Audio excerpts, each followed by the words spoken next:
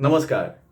Agro शिवार आज वेगळाच विषय घेऊन आलेला आहे आणि कांद्याचे बाजारभाव पडण्याचं कारण म्हणजे टोल नाके, त्याच्यानंतर वेगवेगळ्या बॉर्डरवर जाणारे हप्ते, ट्रक चालकांकडनं घेतले जाणारे एंट्र्या, पोलिसांकडनं वसूल केले जाणारे 100-200 किलोमीटरवरचे हप्ते, जिल्ह्याची बॉर्डर ओलांडली, राज्याची बॉर्डर ओलांडली की हप्ता द्यावा लागतो.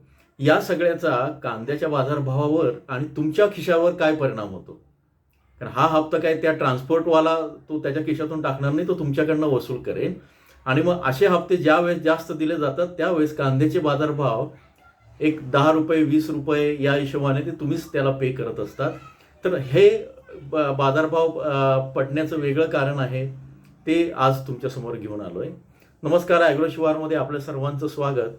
आज आपल्यासोबत आहेत शेतकरी नेते आणि बळीराजा शेतकरी गटाचे अध्यक्ष, जे कांद्याच्या प्रश्नावर नेहमीच त्यांना तुम्ही बघत आला आहात किंवा नेहमीच संघर्ष करत असतात, भांडत असतात गव्हर्नमेंटशी.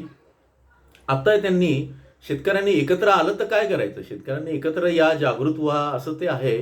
पण मग कांद्याचे बाजारभाव कसे पडतायत आणि शेतकऱ्यांनी कसं एकत्र आलं पाहिजे आणि एकत्र येऊन काय करायचं, आणि याच्या नंतर हे जे एंट्री पॉईंट आणि याच्यामुळे कांद्याच्या बाजारभावावर कसा परिणाम होतो हे सांगितलेलं आहे.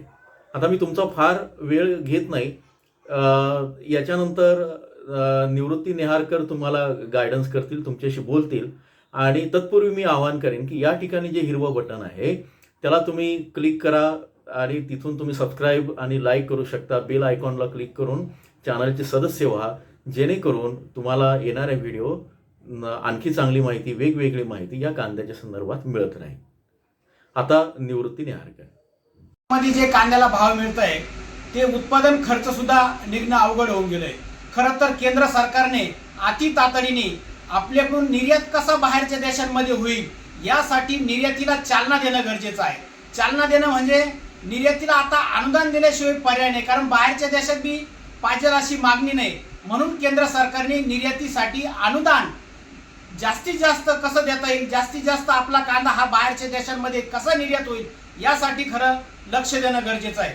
दुसऱ्या बाजूला नाफेड, एनसीसीएफ उतरून काही फरक होणार नाही. नाफेड, एनसीसीएफला जर तुम्हाला उतरवायचं असेल तर थेट बाजार समितीत उतरून ₹3,500 बाजार हे शेतकऱ्यांना देणं तितकीच काळाची गरज आहे. तुम्ही जे 45+ वगैरे काय असं नसल हे नियम अटी ठेवून जर तुम्ही बाजार समितीतून कांदा खरेदी केला तर शेतकरी सुद्धा घरून ग्रेडिंग चांगल्या पद्धतीनं करून आणतील.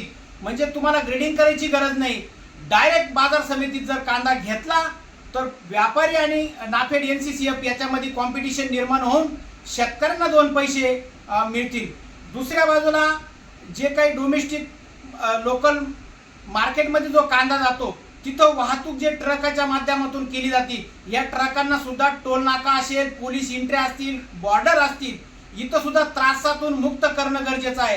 कारण काय होतं, आपण जरी शेतकरी आहे पण आपल्याला वाटतं ट्रकचा आपला काही संबंध नाही, पण त्यांना जो काही खर्च लागतो तो त्या भाड्यामध्ये ऍड करता आणि भाड्यामधला तो फरक आहे तो परत तिथं जास्त भावात त्यांना विकावा लागतो आणि तो फरक तोटा परत इकडे शेतकऱ्याला होतो.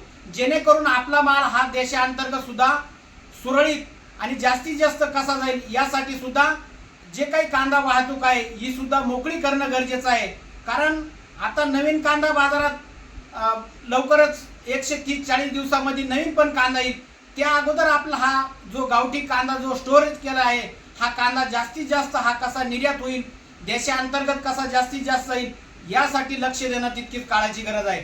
आणि यासाठी प्रत्येक शेतकऱ्यांनी आपल्या लोकप्रतिनिधींना रात्रंदिवस फोन लावित राहा.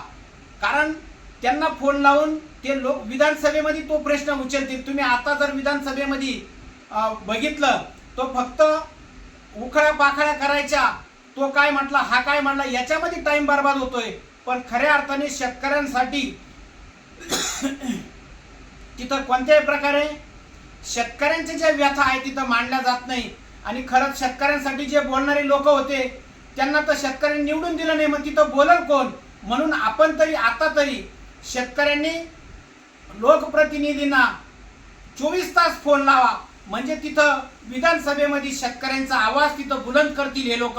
आणि कांद्यासाठी काय करता येईल, कायमस्वरूपी काय करता येईल आणि आता जी स्थिती आहे याच्यावर काय करता येईल. म्हणून शेतकऱ्यांनी एवढं तरी नक्की केलं पाहिजे का ह्या लोकप्रतिनिधी विरोधी असतील, सत्ताधारी असतील, यांना फक्त फोन करीत राहा.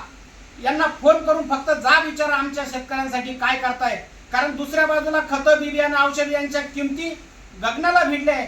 ते खतं खरे का खोटे हे सुद्धा आपल्याजवळ याची काही खरं आहे का खोटं हे सुद्धा कळायचा मार्ग नाही.